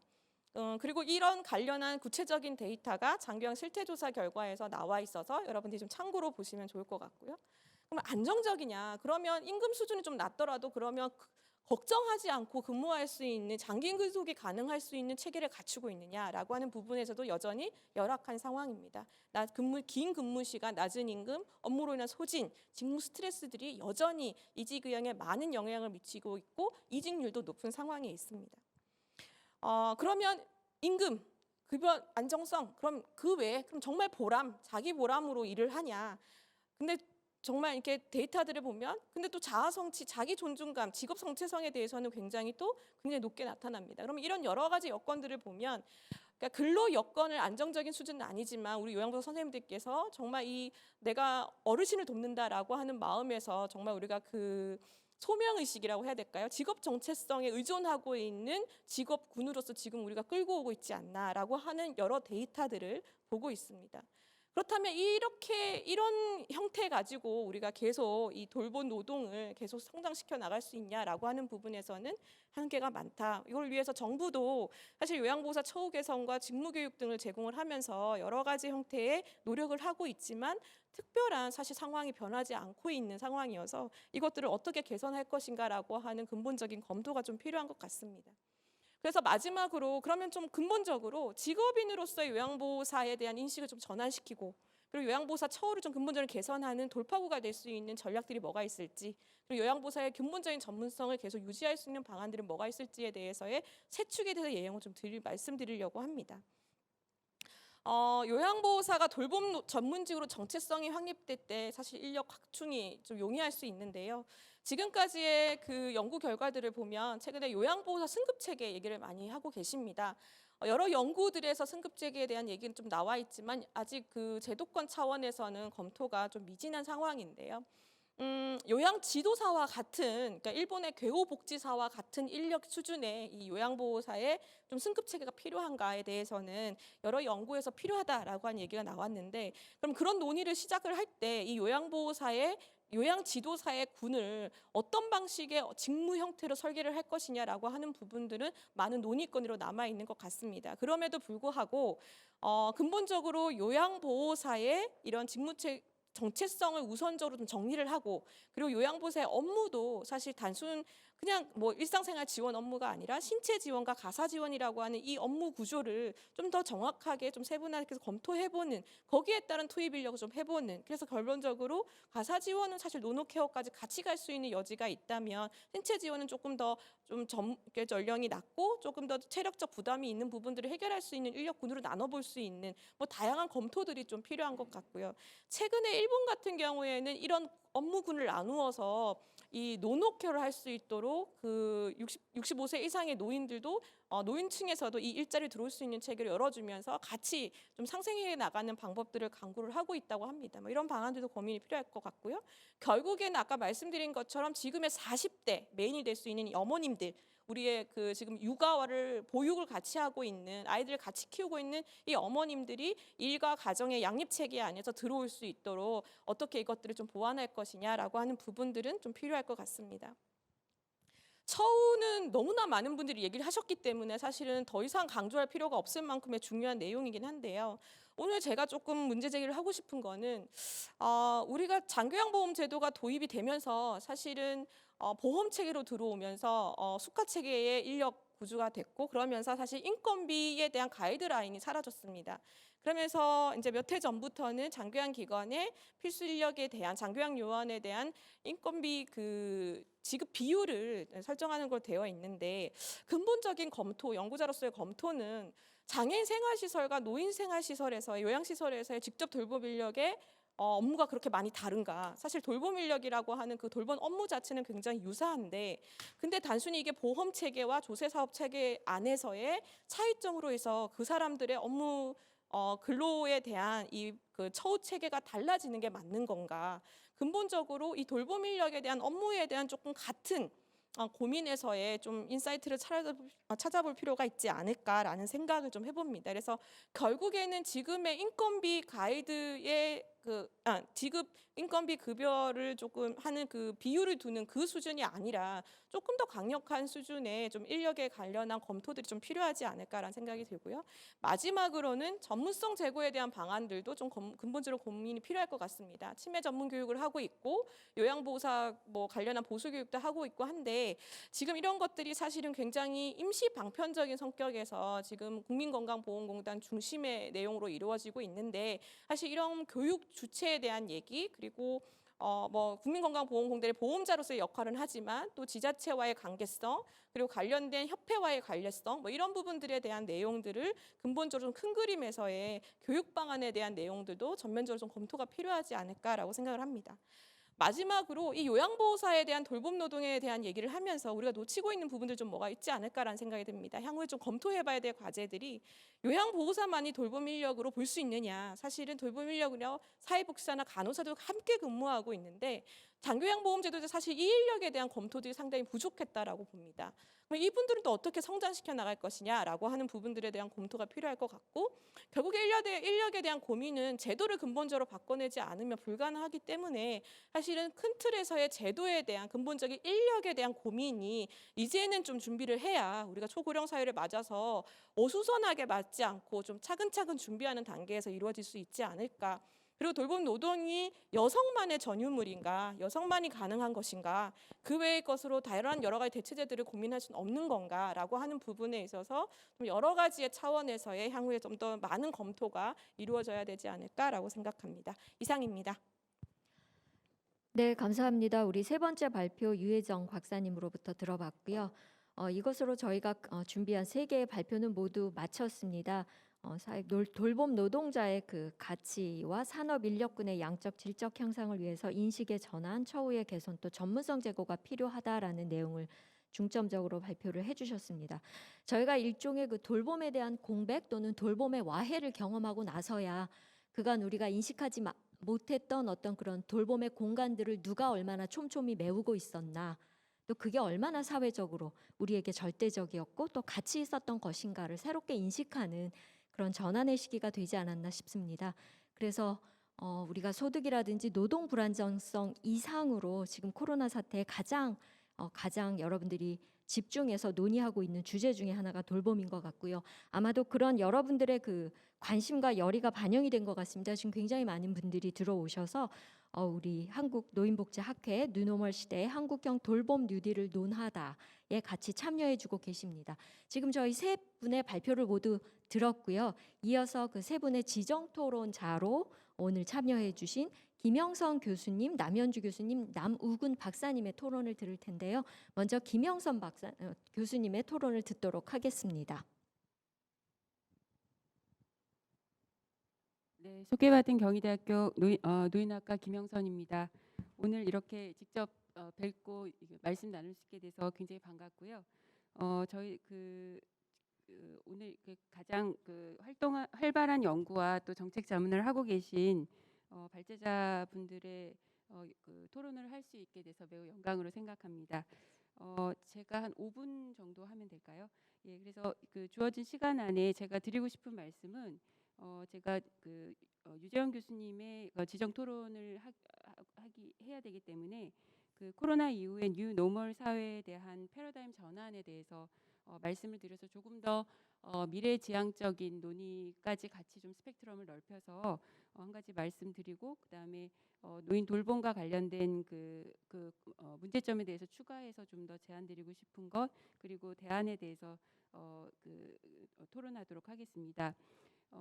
이제 이 상황이 지금 우리가 뉴 노멀이라고 얘기하는 이 상황이 아마 2007년에는 서브프라임 모기지 사태에 따른 경제 위기에 대한 논의와 비슷한 것 같고, 또 IMF 때 우리가 대량 실업이 나왔을 때의 상황하고도 유사하게 연상이 되는 측면이 있습니다. 근데 그때와 유사하게 우리가 이런 뉴 노멀이나 뉴 리스크에 대한 상황을 봤을 때 공통적으로 우리가 고려해야 될 부분이 세 가지가 있다고 생각합니다. 첫 번째는 이러한 사회적인 충격이 왔을 때는 취약계층이 가장 먼저 받고 가장 늦게 벗어날 수 있다라고 하는 장기화에 대한 관점이 한 가지가 있겠고요. 두 번째는 우리가 엑시트 플랜을 출구 전략을 논의할 때는 이것이 생각보다 매우 긴 시간을 고려해야 된다. 그리고 거기에는 사람에 대한 교육이라고 하는 것, 그리고 서비스 질이라고 하는 측면을 매우 강조해야 된다라고 하는 부분에 대한 교훈이 있었고요. 세 번째는 이러한 뉴 노멀에 해당하는 충격이 왔을 때 우리가 현금을 통한 지원의 방법보다는 역시나 서비스를 통한 방법이 훨씬 지속적이고 효율적이다라고 하는 교훈들을 우리가 과거의 경험을 통해서 얻었습니다. 그래서 그런 관점에서 본다면 이번에도 우리가 이 뉴 노멀이 경제 위기는 아니지만 이런 건강과 관련된 충격으로 인한 경제 위기와도 연결되고, 거기에 이제 가장 큰 충격을 노인 계층과 돌봄 종사자분들이 경험하시기 때문에 그에 대한 부분에 연관해서 시사점을 같이 정책적으로는 교훈을 얻을 수 있을 것 같습니다.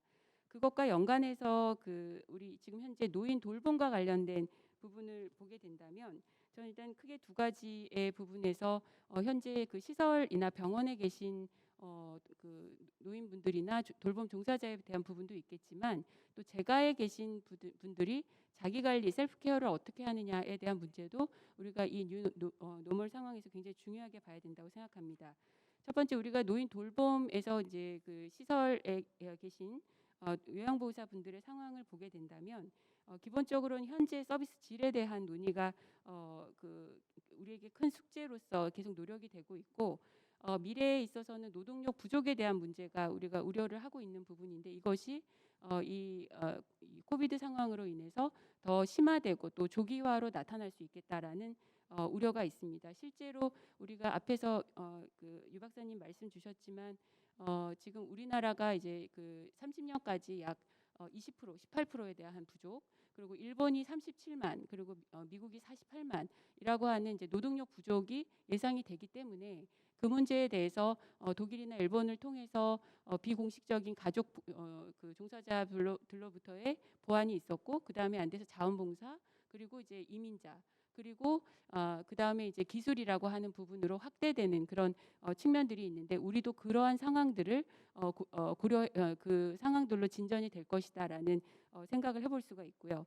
그 다음에 그 재가의 노인들이 상황으로 보게 되면 우리가 현재 그 전체 그 노인 장기요양 보험제도가 8.8%의 그 커버리지를 갖고 있는 상황에서 본다면 그 나머지 지금 이제 장기요양에 진입하시기 직전에 계신 노쇠한 어르신들의 경우에는 이번 코비드 상황을 통해서 더욱더 근력이 이제 악화가 되시고 장기요양으로 진입하실 위험성이 더 높게 되신 상황입니다. 그래서 이 부분에 대한 그 지금 현재도 노쇠에 대한 비중이 전체 노인의 50에서 60%가 나오는 상황에 대해서 아무런 준비를 못하고 있는 상황을 고려를 한다면 이번에 코비드 상황에 대한 충격을 우리가 계속 봐야 될 걸로 생각이 되고요. 또 하나는 그 소외에 대한 문제가 전혀 해결이 되지 못하고 있다는 측면이고, 또 우리가 이제 그 재가 노인들에게 앱 등의 여러 그 자기 관리에 대한 마스크를 그 위치를 안 내준다든지 그런 논의를 했지만 사실은 이 노인분들이 디지털 격차에 대한 가장 또 취약계층이시기 때문에 이분들을 자기 관리를 못하는 그런 문제가 생겼던 측면이 있는 거죠. 그래서 우리가 이 전체적으로 뉴 노멀의 노인 돌봄은 그 요양시설 병원에서의 공급력 부족의 문제, 그리고 돌봄 종사자들의 그 경무에 대한 문제뿐만 아니라 재가에 계신 어르신들의 자기 관리에 대한 부분도 우리가 같이 고민해야 될 것으로 생각이 됩니다. 그래서 이런 관점에서 저는 대안으로 말씀드리고 싶은 부분이 이제 네 가지인데요. 저는 이제 특히 유재환 교수님 의견에서 특히 기술과 관련된 토론을 좀 드리고 싶습니다. 저는 현재 이제 그 H테크와 서비스가 연결된 접근이 매우 중요하다는 측면에서 이제 BK 사업단을 운영을 하고 있습니다. 네, 그 과정에서 제가 기술은 연구하지만 기술이라고 하는 부분이 그냥 디벨로퍼가 이런 기술이 하이엔드 기술이다라고 해서 만드는 문제들을 내버려 두게 되면 그건 그냥 개발자들이 만들고 끝나는 거기 때문에 우리가 돌봄 종사자나 노인들에게 전혀 기여할 수 없는 기술이 됩니다. 그래서 이것을 좀 더 사회적 관점에서 논의를 하고자 그 관점이 중요하다라는 말씀을 드리고 싶습니다. 그래서 우리가 이 논의를 할 때 대전제는 돌봄 종사자에 대한 처우와 또 그분들에 대한 서비스 질을 위한 교육, 그리고 제도적인 수가 개선 등의 전반적인 사람에 대한 투자는 분명히 끊임없이 계속돼야 된다라는 전제 하에서 말씀을 드립니다. 그 부분은 앞에 많은 말씀을 주셨기 때문에 제가 가름하고요. 두 번째는 우리가 이제 이러한 상황에서 그 돌봄 종사자들의 부족 문제 혹은 셀프케어의 부족 문제를 이제 이 노인 돌봄의 생태계를 어떻게 확장해 갈 것이냐에 대한 논의가 필요한 상황에서 이 뉴 노멀에 대한 관점을 봐야 된다라고 생각을 합니다. 그래서 노동력 부족에 대한 문제를 이제 사람을 통해서 우리가 다양하게 비공식적으로나 자원봉사자나 하겠지만 그 부분에 대한 그 기술 혁신에 대한 측면에 우리가 이 그 부분 기술 혁신을 통한 노력이 같이 필요하다는 말씀을 드리고요. 그 다음에 이 기술 혁신을 하는 과정에서는 결국은 사람 중심의 서비스와 또 자기 결정이라고 하는 그 UI UX 측면에서의 노력이 필요하다는 것이고요. 이것에 대한 그 교육을 통해서 이 스태프들이 이 만들어진 기술을 잘 사용할 수 있도록 하는 부분이 중요하겠다는 말씀드립니다. 마지막으로 이 부분이 우리가 이제 수가 등의 공적 급여 연계와의 논의를 하는 측면으로 봤을 때는 일본이나 독일의 경우는 공적 급여 장기요양이나 건강보험에서, 그리고 미국에서는 민간보험에서 이러한 보험 수가가 적용되는 측면을 봤을 때 우리가 이런 기술들은 전주기적 관점에서 그 제도적인 개혁과 연결되는 노력이 선제적으로 필요하다라는 말씀드립니다. 이상입니다. 네, 김영선 교수님 토론해 주셨는데요. 우리 유재원 교수님의 발표에 대한 어떤 내용 이상으로 또 구체적인 어떤 그 김영선 교수님이 평소에 갖고 계셨던, 특히나 이 코로나 상황에서 그 돌봄의 중요한 쟁점들에 대해서 또 다른 하나의 그 발표 같은 내용으로 토론을 진행을 해주셨습니다. 그래서 그 기술의 어떤 활용, 또 기술의 접합성에 대해서 굉장히 강조를 해주셨습니다. 다음은 우리 두 번째 그 발표에 대해서 남현주 교수님께서 토론을 해주시겠습니다. 네, 안녕하십니까. 가천대학교 사회복지학과 남현주입니다. 저는 뭐 항상 그렇듯이 학회가 시간이 좀 이제 촉박하기 때문에 그 핵심적인 거 두 개만 이제 짚고 넘어가려고 합니다.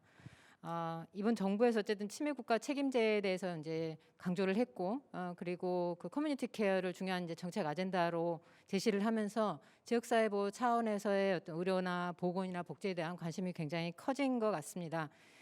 정 교수님의 이렇게 쓰신 거를 보면은 어느 정도 그래도 완성된 그런 논문의 형태를 갖추고 있는데 못 보셔서 굉장히 안타깝습니다. 근데 거기를 보면 커뮤니티 케어 취지에 이제 그 장기요양 보험제도라는 것이 적합한 것인지 여기에 대한 진단을 하시고 개선 방안을 모색하려고 하셨던 것이고, 여기에 보장성, 적절성, 통합성 측면에서 다루셨는데 결론은 다 한계가 있다라는 것이었었고요.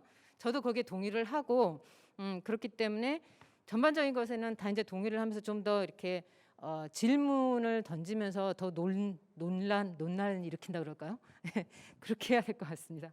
우선은 커뮤니티 케어를 한다고는 하는데 우리가 과연 누구를 대상으로 할 것인가가 어떻게 보면 아직도 명확하지 않은 것 같다라는 생각이 드는 겁니다. 그러니까 커뮤니티 케어는 경증의 노인들만을 대상으로 해가지고 지역사회 돌봄으로서 통해가지고 이관을 해서 이제 보호를 해야 될까? 장기요양보험제도는 그러면은 중증 이상의 장기요양을 필요로 하는 대상자들에게 집중하는 것이 더 좋을까? 그러면 커뮤니티 케어를 위해서는 또 한 번의 어떤 등급 판정 도구나 이런 것이 마련되어야 할 것 같은데 이게 가능한 것인가? 뭐 이러한 논의를 이제 계속 해야 될 것 같다라는 생각이 한편은 들고요. 여기에서 저는 중요한 게 있는데 누구를 위해서 할 것인가가 굉장히 중요한 것 같은데, 거기 이제 노인들, 장기 요양을 필요로 하는 이제 노인들이 되겠고, 또 빠져서는 안 되는 게 가족이 분명합니다. 근데 지금까지 우리나라의 그 제도에서 봤을 때는 가족 돌봄자들을 배려하는 것은 거의 없다라는 것이고, 그래봤자 뭐 특별현금급여라고 한 것이 2008년부터 지금까지 월 15만 원 줬던 것이고, 여기에 대해서는 최근에 이제 개선하려고 하는 그러한 의지가 보이는 것 같기는 합니다.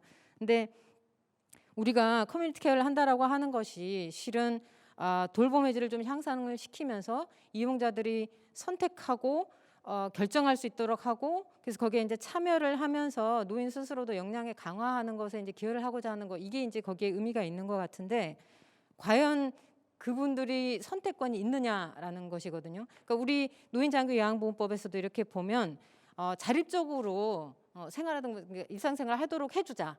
2018년 개정된 거 보면 가정에서 생활할 수 있도록 해주자 이런 얘기는 하고 있지만, 아마 오늘 저를 토론에 이제 부르신 거는 제가 독일 장기요양보험제도에 대해서 좀 알고 있기 때문에 불러주신 것 같습니다. 그래서 그 독일의 장기요양보험법을 이렇게 보자면 거기에는 2조에 이미 자기 결정권에 대해 가지고 몇 개의 조항을 통해서 강조를 하고 있습니다. 인간 존엄성에 부합하는 자립적이고 자기 결정적인 생활을 영위할 수 있도록 도와야 된다. 본인이 원하는 거는 받을 수 있어야 된다. 그 급여를. 뭐 종교에 대해서도 얘기가 나오고요, 문화적인 차이에 대해서도 얘기가 나오고요. 그래서 이러한 것들이 우리 법에도 여전히 결정권이라는 것은 들어있지 않다. 최근에 개정되는데도 불구하고. 그래서 저는 그게 굉장히 아쉽다라는 거를 또 한 번 강조를 하고 싶고, 여전히 공급자 위주로 이게 진행이 되고 있다라는 거, 이게 좀 안타깝다는 생각이 듭니다. 그리고 여기에서 그 가족들이 돌봐야 되는 거는 이제 당연한 것인데 그렇다 그러면은 이제 가족에서 무엇을 할 것인가? 제가 학회마다 맨날 같은 얘기를 하는 것 같지만 같이 계시는 분들 맨날 듣는 얘기겠지만, 예, 이게 뭐 현금 급여는 우리나라에서 좀 조심은 해야 될 필요는 있다는 생각은 듭니다. 예, 그렇지만 가족들이 정말 돌보고 싶은가?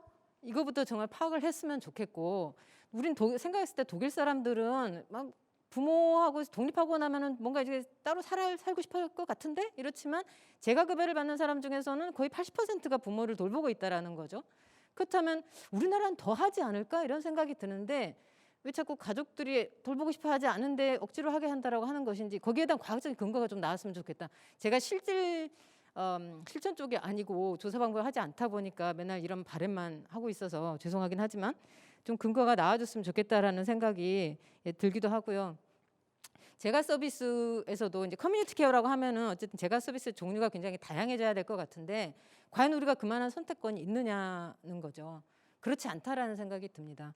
예, 그래서 여기에서 이제 우리가 무엇을 제공할 것인가에 대한 이제 고민도 당연히 있어야 될 것이고, 그리고 여기에 이제 역할이 지자체의 역할이 굉장히 커져야 될 것 같은데, 지자체가 그러면 과연 조례도 정하고 재정도 마련을 하고 전문 인력도 갖추면서 인프라를 구축할 수 있는가, 그러한 역량이 있는 것인가.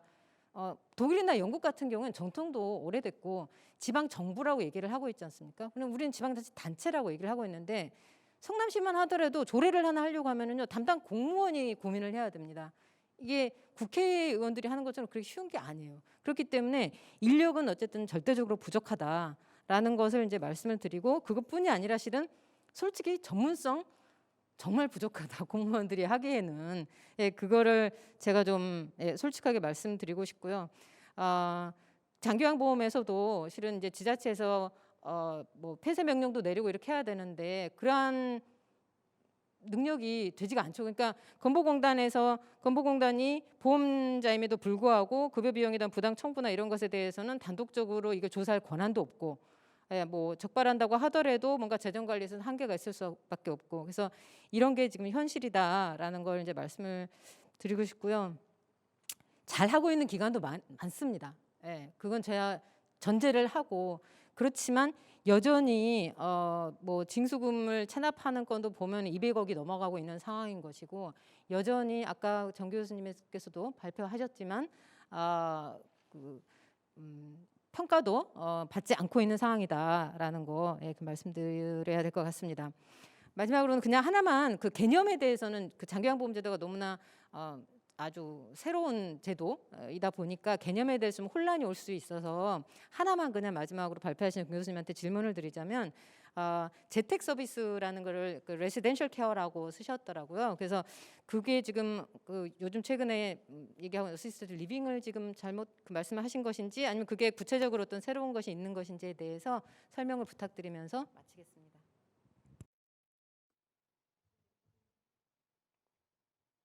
네, 남현주 교수님께서 조금 전에 토론을 마쳐 주셨고요.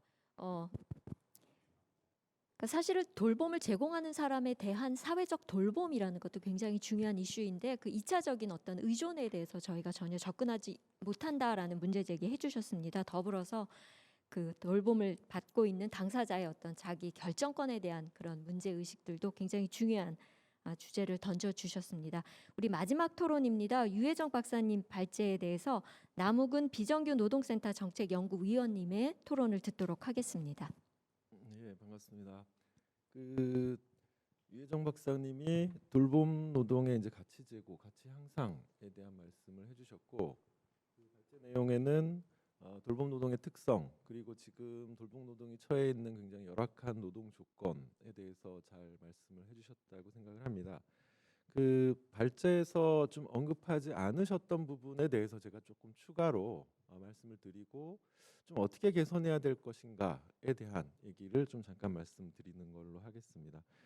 그 작년에 그 노인 장기요양보험법상에 이제 3년마다 실태 조사를 하게 되어 있는데, 작년에 처음으로 장기요양 실태 조사를 했죠. 그래서 전국에 한 3-4천 명 정도의 요양보호사 조사를 했고, 이제 그거를 발표를 했는데, 그 자료에 보면은 지금 방문 요양보호사의 평균 월급이 한 80만 원 수준입니다. 그리고 시설의 요양보호사가 한 185만 원 수준이고요.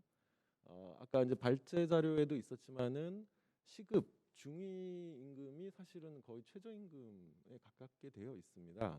지금 그 장기요양 급여 산정에 관한 고시에서는 인건비 지출 비율이 결정이 되어 있고 제가 장기 요양 같은 경우는 이제 총 장기요양 급여 비용 중에 86.5%를 인건비로 지출해라 이렇게 되어 있는데 사실 이게 현장에서는 적정 임금을 보장하는 그런 장치로 전혀 작동하지 못하고 있다라는 거죠. 그러니까 이를테면은 그 인건비에는 퇴직 적립금도 포함이 되어 있고요. 그 사회보험에 대한 사용자 부담금도 그 인건비에 다 들어가 있거든요. 그러니까 직간접 인건비를 다 포함해서 이제 86.5%를 맞추다 보니까 결과적으로는 최저임금 수준이 되는 겁니다. 그리고 기존에는 이제 처우 개선비 뭐 어쨌든 10만 원 정도의 처우 개선비가 있었는데 2018년 이제 최저임금이 조금 높게 오르면서 실제로는 처우 개선비가 사라졌죠. 그래서 지금은 딱 최저임금에 맞춰져 있는 상황이고 저도 이제 현장 조사를 많이 해보면 사실 최저임금 미만으로 지급하는 경우도 상당히 있습니다. 그래서 현재 제도적으로 적정임금을 보장할 수 있는 그런 장치가 전혀 없다라는 걸 좀 말씀을 드리고 싶고요. 그다음에 또 발제에서 언급하지 않으신 그 돌봄 노동의 특성, 문제점과 관련해서 그동안에 이제 많은 연구들이 이 공급 체계 문제를 많이 좀 지적을 하고 있습니다. 그래서 서비스의 이제 시장화로 인한 뭐 과당 경쟁, 그게 결과적으로는 열악한 노동 조건으로 이제 돌아오게 되는 이런 지적들을 많이 하고 있고요. 저도 그게 굉장히 중요한 문제라고 보고 거기에 대한 적절한 대처가 있지 않으면은 제대로 된 근무 조건 향상은 이루어지기 좀 어렵겠다라는 생각입니다. 그래서 뭐 통계 자료에 따르면은 지금 제가 시설 공동생활 가정 다 포함해가지고 요양 기관 중에 지자체가 설립한 게 1.2%밖에는 안 됩니다. 개인 사업자가 운영하는 게 한 81% 정도면 거의 절대 다수가 개인 사업자가 운영하는 기관이라는 거죠. 그러다 보니까 결국은 이제 시장 논리에서 벗어나기가 어렵다라는 거고요. 그래서 이런 부분에 대한 지적이 분명히 좀 돼야 될 것 같다라는 거고. 또 하나 돌봄 노동의 문제점과 관련해 가지고 매우 이제 심각하게 좀 봐야 되는 게 성희롱이나 이제 부당 대우에 대한 문제입니다. 그래서 이거는 어떤 실태 조사를 하든 이를테면은 언어 폭력, 신체 폭력, 성희롱 한 10%에서 20% 정도의 그 경험 비율이 이제 응답 비율은 나오고 있습니다. 저도 최근에 이제 인권위 조사 차원에서 가구 방문 노동자에 대한 조사를 하고 있고 그 중에 하나가 이제 그 제가 요양보호사인데 역시나 또 비슷한 비율로 나오고 있어서 인권위도 굉장히 좀 심각한 문제로 좀 보고 있습니다. 그래서 이런 언어 폭력, 신체 폭력, 성희롱 이외에도 이제 급여 이외에 이제 일을 좀 요구를 하거나 이런 것들은 너무 이제 빈발하고 있는 거죠. 그러니까 이런 것들을 기관이 대처하는 게 아니라 이제 노동자가 자기가 감수하거나 뭐 그만두면 사실 일자리가 없어지는 거거나 뭐 이렇게 되어 있는 어떤 구조의 문제를 좀 봐야 된다라고 생각을 하고요. 그럼 어떻게 개선할 것인가와 관련해서 사실은 이제 그동안 장기요양보험법이 꾸준히 좀 개정이 되면서 몇 가지 장기요양 요원에 대한 어떤 보호 조치에 대한 조항들이 조금씩 좀 포함이 되어 있긴 합니다. 그래서 지원센터를 만들거나 요양기관의 그 노동인권을 보호하기 위한 어떤 의무사항들을 규정을 하거나 근데 여전히나 사실은 뭐 저임금 문제, 그다음에 어떤 부당 대우의 문제 이런 것들이 좀 개선이 되고 있지 않습니다. 그래서 저는 기본적으로는 이 개별법에서 몇 가지 조항만 가지고서 이게 접근이 가능한가, 이게 정말 궁극적 개선이 될 것인가에 대한 좀 의문과 회의를 가지고 있습니다. 그래서 저는 그 돌봄 노동에 대한 기본법 혹은 돌봄 서비스에 대한 기본법을 제정을 해서 돌봄 노동, 돌봄 서비스의 이제 국가 공급 책임을 좀 명확하게 하는 것, 그리고 물론 이제 국가가 모든 서비스를 다 제공할 수는 없지만 민간이 제공하는 서비스에 대한 국가의 그 통제 책임을 분명하게 하는 것, 그 책임 소재를 명확하게 하는 것이 굉장히 중요하겠다. 그리고 거기서 돌봄 노동이라는 것이 무엇인가에 대한 어떤 사회적 정의가 분명하게 내려져야 된다. 그래야지만이 그냥 파출부처럼 이렇게 생각하는 그리고 인력 파견업, 그러니까 요양기관을 운영하는 사업자들이 사실 이제 파견업을 한다라고 이제 스스로 생각을 하고 있는 거죠.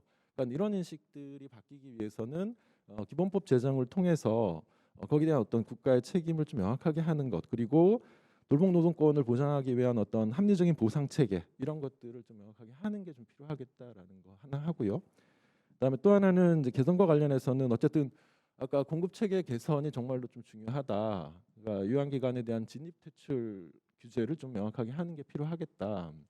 일본 같은 경우는 제가 서비스에 대해서는 이제 개인 사업자가 이제 운영하지 못하도록 하고 있죠. 그래서 그런 측면에서 진입과 퇴출을 좀 명확하게 하고 좀 더 엄격하게 하는 것이 좀 필요하다라는 생각입니다. 이상입니다.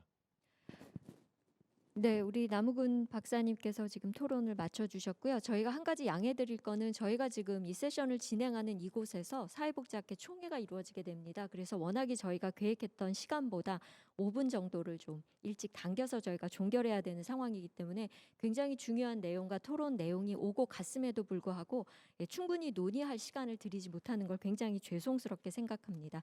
그러면 세 분의 토론에 대해서 발제를 맡아주신 우리 세 분의 발제자들이 돌아가시면서 굉장히 간단하게 제안해 주셨던 내용이나 또는 질의 내용에 대해서 아주 짧게 답변해 주시면 감사하겠습니다. 네. 그동안 김영선 교수님께 많이 배워왔는데 오늘도 역시 좋은 토론 해주신 덕분에 제가 생각하지 못했었던 여러 가지들을 더 생각할 수 있는 좋은 시간이었던 것 같습니다.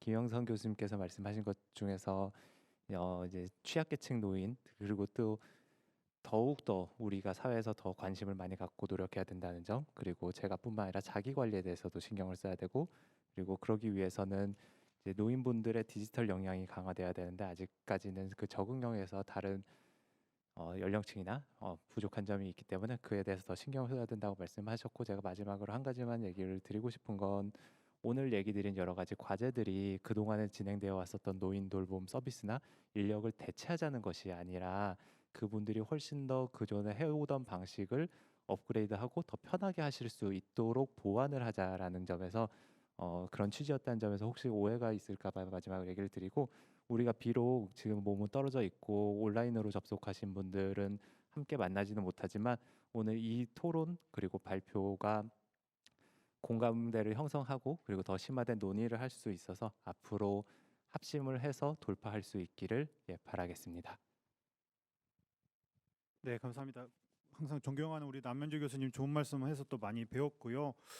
사실은 이제 가장 아쉬운 부분은 그렇습니다. 전반적으로 그 장기항보험이 2010년에 재정 적자가 발생한 이후로 매우 정부가 소극적으로 이 장기항 제도를 개발을 하고 발전을 시키고 있고, 그렇지만 초고령 사회가 매우 얼마 남지 않은 상황에서 이렇게 소극적으로 하는 것이 앞으로 더 큰 문제를 초래할 수 있기 때문에 보건복지부 인구정책실에서 좀 더 분발을 해야 될 것 같습니다.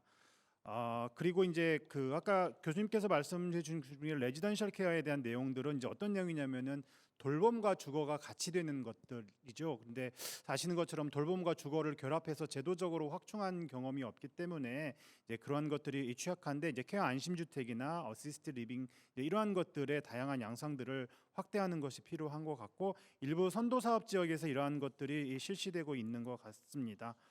그래서 이제 많은 분이 보시는데 이 장기요양보험 제도를 정말로 커뮤니티 케어 취지에 맞게 잘 할 수 있도록 여러 가지 목소리를 내시는 것이 상당히 중요하지 않을까 이렇게 생각합니다. 감사합니다. 네, 남우근 의원님의 여러 가지 지적들이 제안들이 참 좋았던 것 같고요. 네, 저도 같은 생각입니다. 공급 기관에 대한 기본적인 좀 재편이 필요하다라고 하는 게 전적으로 동의를 하고요.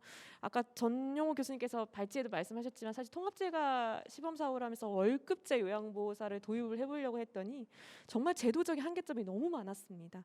그래서 그 부분들을 어떻게 풀어야 될까라고 하는 부분들에서 사실 검토가 많았는데, 근본적으로 그런 공급 인프라에 대한 사실은 재설계가 필요하다라고 하는 부분들 전적으로 동의하고, 기본법 수준의 뭔가 서비스 인력에 대한 검토가 필요하다라고 하는 부분들에서도 전적으로 동의를 하고, 특히 일본 같은 경우에도 제가 좀 봤더니 개호 노동자에 대한 별도의 노동법 차원의 근거법이 있더라고요. 그런 것처럼 우리가 좀 전면적으로 이 돌봄 노동에 대한 근본적인 처우라던가 이런 걸 개선하기 위한 큰 차원에서의 좀 법 제도적 차원에서의 큰 폭의 여러 가지 고민들이 필요한 시기에 와 있다라고 하는 부분들에는 저도 전적으로 동의하고 있습니다. 감사합니다. 네, 감사합니다. 이어서 우리 노인복지학회 총무위원장을 맡아서 고생해 주셨죠. 우리 박옥미 군산대학교 교수님께서 우리 이후에 진행될 총회에 대해서 아주 간단하게 설명해 주시겠습니다. 예, 참여해주신 위원님도 수고 많으셨습니다. 이어서 한국노인복지학회 2020년 정기총회가 6시부터 연세대 동문회관 지하 1층 T1에서 개최됩니다. 회원님들의 많은 참여를 바랍니다. 수고하셨습니다. 우리 사회가 코로나로 인해서 사실은 지금까지 지향해 왔던 어떤 목적지 자체를 전반적으로 지금 재검토하고 아마도 우리 사회가 향해 왔던 어떤 종착지나 또는 목적 자체를 수정해야 되는 굉장히 큰 그런 전환점에 와 있는 것 같습니다. 그래서 이제 우리가 앞으로 보게 될 세상은 지금과는 굉장히 단절적 형태의 어떤 그런 또 다른 세계를 보게 되는 게 아닌가 싶고요. 아마도 돌봄에 대한 이슈는 그런 또 다른 세상을 가장 더 의미 있고 또는 인간이 우선이 되는 세상을 만들기 위해서 아마 가장 중요한 쟁점이 아닐까라는 생각입니다. 그래서 오늘 저희는 뉴노멀 시대의 한국형 돌봄 뉴딜을 논하다라는 주제를 가지고 3명의 발제자와 또 3분의 토론자를 모시고 굉장히 의미 있는 논의를 진행할 수 있었습니다. 많은 분들께서 저희 처음부터 지금까지 끝까지 같이 해주셨고요.